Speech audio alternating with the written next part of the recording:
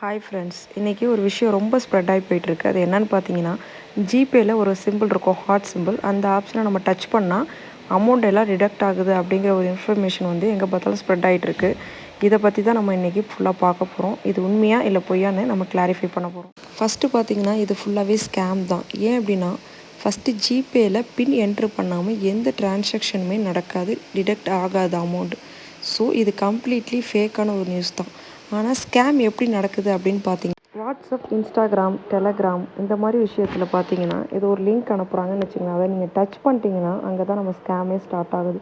அந்த லிங்க் அனுப்புனதுக்கு அப்புறம் நம்ம டச் பண்ணிட்டோம் அப்படின்னா அதில் நமக்கு டீட்டெயில் எல்லாம் கேட்கும். அதுக்கப்புறம் தான் பின் கேட்கும். அந்த மாதிரி நம்ம டீட்டெயில்ஸு பின்லாம் என்ட்ரு பண்ணால் மட்டும்தான் அந்த இடத்துல ஃப்ராட் ஸ்டார்ட் ஆகும். அப்போ தான் நம்ம அமௌண்ட் எல்லாமே டிடக்ட் ஆகும்.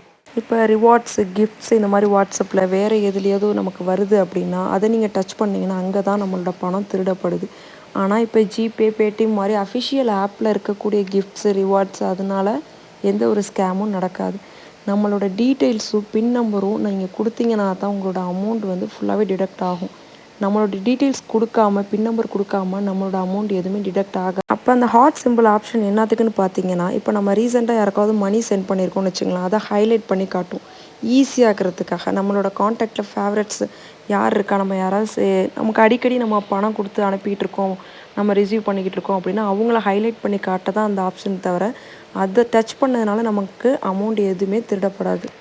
நீங்கள் காமன் ஒய்ஃபை எங்கேயும் யூஸ் பண்ணுறீங்க அப்படின்னா எந்த பேமெண்ட்டும் பண்ணாதீங்க. கியூஆர் கோடு ஸ்கேன் பண்ணுறீங்க அப்படின்னா அந்த ஷாப்போட ஃபுல் டீட்டெயில் தெரிஞ்சுட்டு அதுக்கப்புறமா நீங்கள் ஒரிஜினல்னாலும் தெரிஞ்சு செக் பண்ணதுக்கப்புறம் கியூஆர் கோடை ஸ்கேன் பண்ணுங்கள். இந்த மாதிரி சில விஷயங்கள்லாம் நீங்கள் ரொம்ப முக்கியமாக பார்க்கணும். ஓடிபி, பின் நம்பர் யாருக்குமே ஷேர் பண்ணாதீங்க.